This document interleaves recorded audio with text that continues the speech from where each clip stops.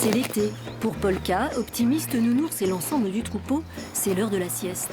Ces vaches-là ne mangent que de l'herbe. Elles passent le plus clair de leur temps dans les champs. Maud et Franck ont choisi de produire du lait au rythme des saisons.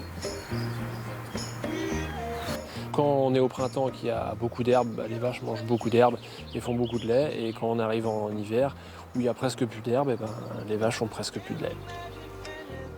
On ne les pousse pas à la production, elles produisent en fonction de ce qu'elles ont, de ce qu'elles mangent à cette saison-là. Et c'est naturel en fait qu'elles s'arrêtent de produire à une partie de l'année jusqu'à refaire leur petit veau l'année d'après, au printemps d'après. Allez les filles, on y va. Allez, allez mes belles. Franck a repris l'exploitation familiale il y a 10 ans en mode conventionnel. Maud l'a rejoint 5 ans plus tard. Ensemble, ils ont décidé de tout changer. Ils sont passés à une organisation sur 4 saisons, en bio, un modèle qui leur laisse plus de temps libre. Allez.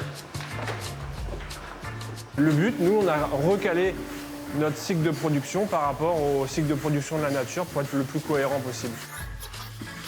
On recommence à traire entre le 1er et le 10 mars, au moment où les vaches commencent à véler. Et on arrête de traire au 15-20 décembre. Mais ça veut dire que l'hiver, là, c'est vide. Et l'hiver, la salle de traite, elle prend la poussière. Pendant 80 jours, elle ne sert pas. Les vaches, elles sont au repos, et on appelle le tarissement, donc elles ne produisent plus de lait. Et nous, on n'a pas à les traire, donc ça enlève 2 heures de travail dans la journée facilement. Avec cette organisation, ils travaillent moins de 35 heures par semaine en moyenne sur l'année. Les éleveurs ont aussi choisi de ne traire leurs vaches qu'une seule fois par jour, au lieu de 2 traditionnellement. Allez.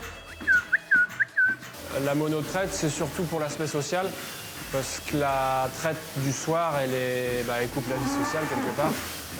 Peu importe où on est, à 5 heures le soir, il faut revenir pour traire. Franck et Maud se sont donc libérés de cette contrainte en ne perdant que 15% de leur chiffre d'affaires. Avec 47 vaches, sur 70 hectares, ils produisent environ 200 000 litres de lait bio par an.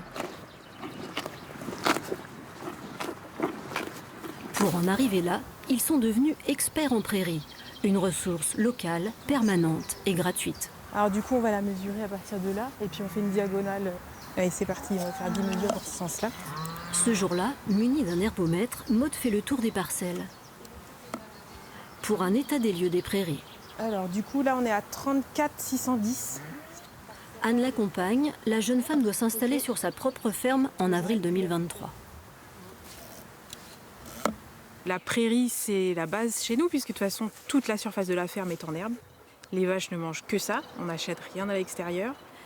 Donc c'est essentiel de la mesurer pour savoir combien de jours on a devant nous de nourriture pour nos animaux. Et aussi réussir à produire le plus de lait avec ce qu'on a. Donc là, ça veut dire qu'on a une hauteur moyenne sur cette parcelle de 9 cm.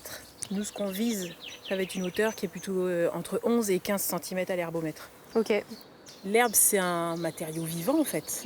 Et du coup, c'est une véritable ressource à gérer. Si je la gère pas bien, c'est la production de lait qui sera moins bonne. Et du coup, c'est ma paye à la fin qui sera moins bonne aussi. Ok. Et là, notre salaire. Ah, c'est ça qu'on aime le trèfle. C'est notre or à nous.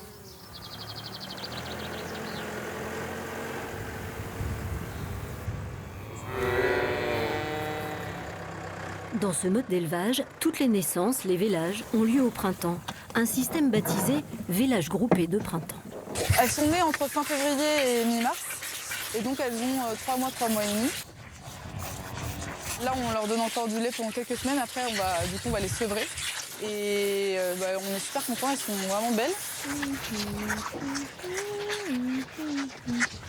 Aurélie et Madec sont éleveurs dans le Finistère depuis 2018. Diplômés de la prestigieuse école AgroParisTech, ils auraient pu travailler dans la banque ou la finance.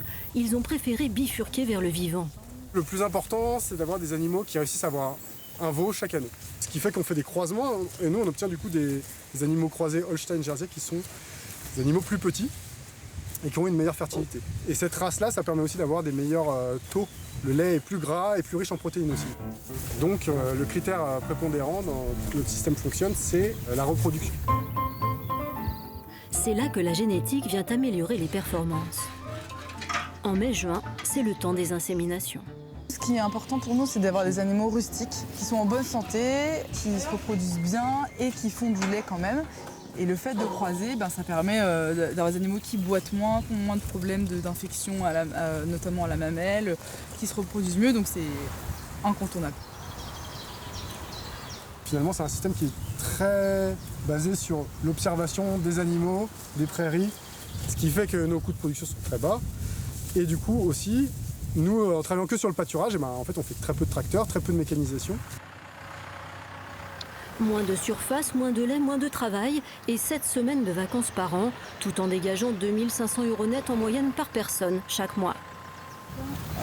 Allez-y les mignonnes, on y va.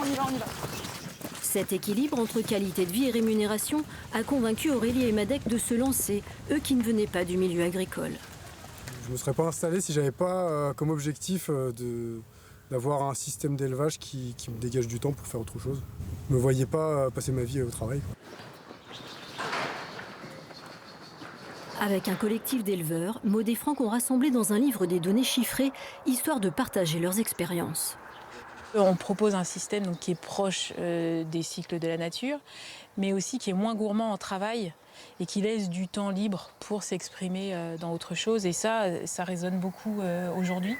Et oui, aujourd'hui, il y a une vraie dynamique. À la base, on était 6 il y a 7-8 ans dans ce groupe. Aujourd'hui, on est 50 et on a des coups de téléphone toutes les semaines. Des gens qui ont envie de s'installer, de devenir paysans. Affranchis de l'agro-industrie, plus libres dans leurs décisions, ces nouveaux éleveurs ouvrent un débat d'actualité. Travailler moins pour gagner plus, l'idée a de quoi séduire.